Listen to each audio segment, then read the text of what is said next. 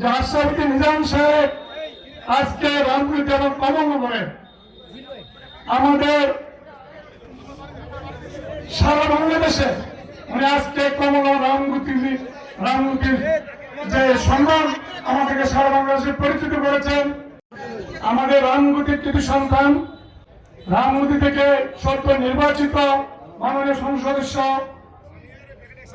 মাননীয় বাংলাদেশ জাতীয় সংসদের নির্বাচিত হয়ে উপস্থিত আছেন আমাদের জেলা অ্যাডভোকেট হাসিবুর রহমান সাহেব, জেলা নেতা উপস্থিত আছেন জামাত ইসলামের নাইবে আমি যিনি সদ্য ভোট করেছেন জামাত ইসলাম থেকে জনাব হাফিজুল্লাহ সহ আমাদের সাবেক উপজেলার চেয়ারম্যান জনাব সরাবুদ্দিন সোহেল, বিএনপি নেতৃবৃন্দ, থানা নেতৃবৃন্দ, জেলা নেতৃবৃন্দ এবং বিভিন্ন ইউনিট থেকে যারা এসেছেন নেতৃবৃন্দ, আপনারা আমার এই মায়ের রমজান শুভেচ্ছা এবং সালাম গ্রহণ করুন।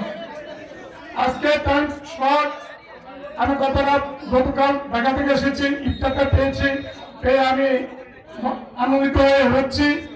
প্রিয় নেতৃবৃন্দ, আজকে শুধু একটা করে বলবো যে আশরাফুদ্দিন নিজাম সাহেব আজকে রামগুলিতে এবং কমলনগরে আমাদের সারা বাংলাদেশে উনি আজকে কমলনগর রামগুতির যে সম্মান আমাদেরকে সারা বাংলাদেশে পরিচিত করেছেন। উনি পেয়েছেন, আমরা গর্ব করি, আমরা অহংকার করি।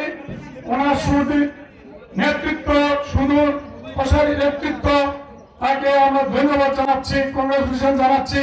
আমাদের সম্মান বেড়েছে কমলনগর রামগুতির। আজকে হুপে সারা বাংলাদেশে উনি আমাদেরকে পরিচিতি করেছে, সম্মানিত করেছে। আগামী দিন আরো সুন্দরভাবে নেতৃত্ব দিবেন, ভালোভাবে রামগুতির নেতৃত্ব দিবেন, এই প্রত্যাশা রেখে আমার বক্তব্য শেষ করছি। আল্লাহ হাফেজ, বাংলাদেশ জিন্দাবাদ। আসসালামু আলাইকুম।